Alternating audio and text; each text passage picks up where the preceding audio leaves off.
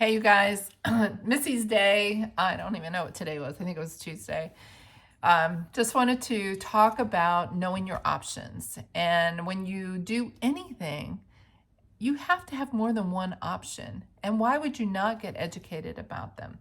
So, the first thing we did today was I went to a home that we're getting ready to put on the market that needs to be staged, it needs to be pulled together in order to get top dollar. We could put it out there and we could put it out there halfway and not have the yard ready and not have the colors congruent throughout the house and not have some semblance of flow. But I firmly believe in staging. I firmly believe in having an accent color and bringing color, all the gray and white and brown and black that everybody stages with.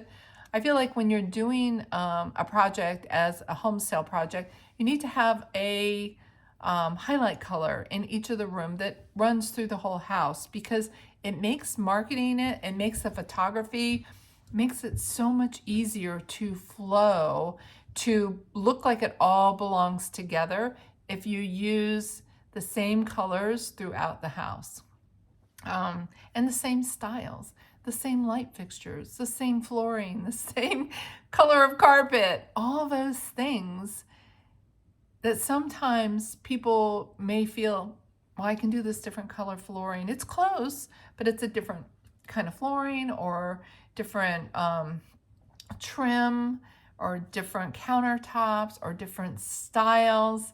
This is what a real estate agent who does her job well really also believes in staging, a pre-consult staging with an interior decorator, someone who really knows their stuff, along with decluttering, obviously. See the cat? Anyway, someone who actually understands the way a home should be presented in order to bring the marketing to the highest quality possible. So anyway, did that. Kristen and I made our plan. Then I went to this new house, or they're not, it's a new house. It's a client that reached out to us through Google that basically came from overseas.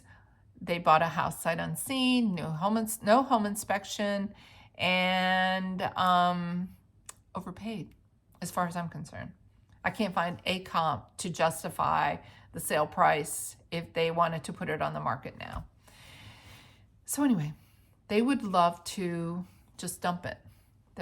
It's been such a bad taste in their mouth because there are major issues with the bathrooms, water damage, the HVAC system doesn't work on the main level, and they're just frustrated and they're sad and they're upset and they just want to get rid of it.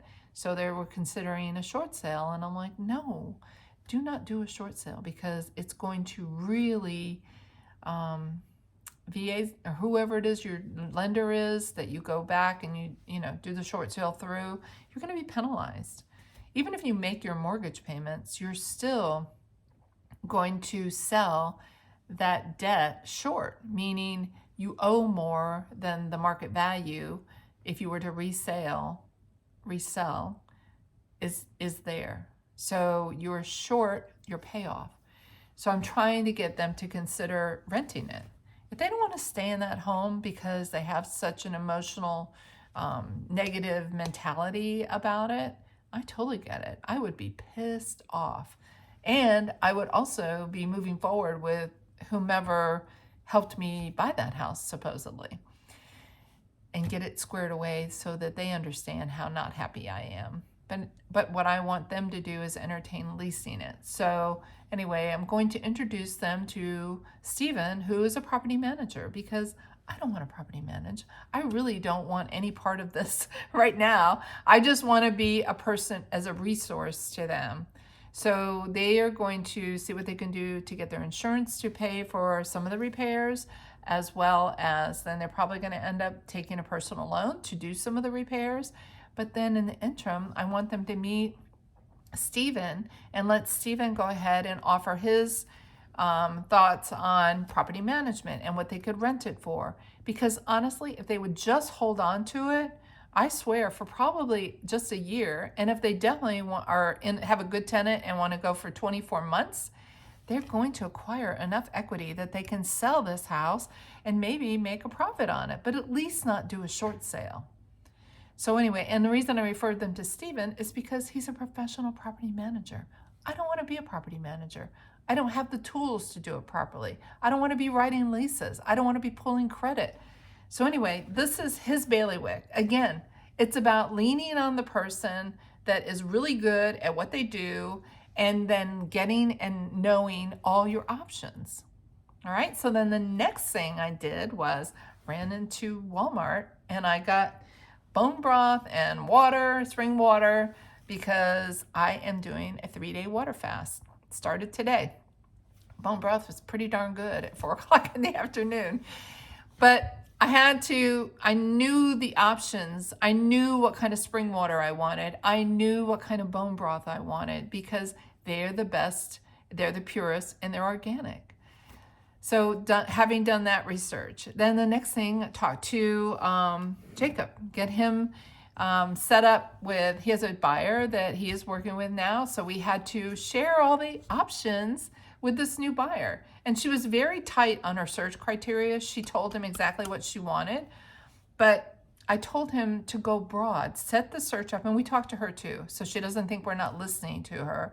But we set the search up so it's broad, so she knows all her options. She may not want a townhouse, but maybe that's all she can afford. So we included townhomes, and we included detached homes, and we included from Prince William, Stafford County, Fredericksburg, King George, and Spotsy. And people forget about King George, but King George is, if you're going to go to Spotsy, you might as well go to King George. It's the same distance. You're just not going south, you're going east. So anyway, you get a little bit more for your dime in both King George and Spotsy, and the taxes are a little bit lower. So I want her to know all her options. So she's like, okay, I'll look at everything. So you never know. And there might be a beautiful brand new townhouse with a 2-car garage and a fenced in yard that for your first purchase, why would you not consider a townhome? You don't have to live there for the rest of your life. And guess what? You could hold it and then use it as an investment property thereafterwards and then accrue equity and go ahead and lease it out. Let somebody else pay your mortgage. So know all your options, people. Think about it. And make sure that you know everything so you don't make a decision that you regret in the next year or the next day after you make that commitment or that decision. So anyway, know all your options, people, and enjoy tomorrow. Bye.